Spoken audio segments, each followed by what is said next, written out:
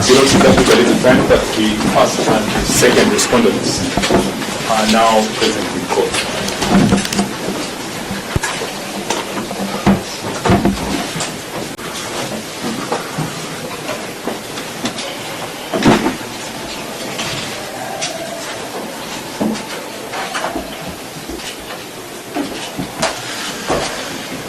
So we start with the first respondent.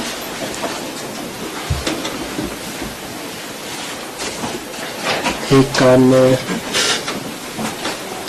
Or can he testify from down here? From down here. We'll go there.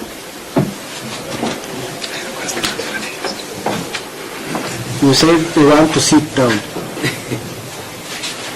Actually, what I was suggesting is that he takes off, then I can start at my seat. Yeah. You have seats here. But that is a place normally associated with the accused person. Sorry? This is our place. It's the way the courts are made. Here we don't deal with the accused. These are civil courts. Very much. So we are not in a criminal court. No one is here. We will proceed the way the courts are structured. Much obliged.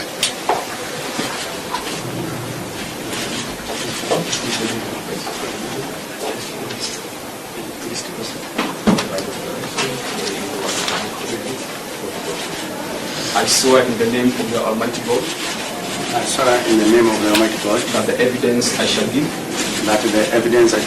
touching on the matter in question touching on the matter in question shall be the truth, the whole truth, nothing but the truth. So help me God. So help me God. Thank you. Please introduce yourself to the court.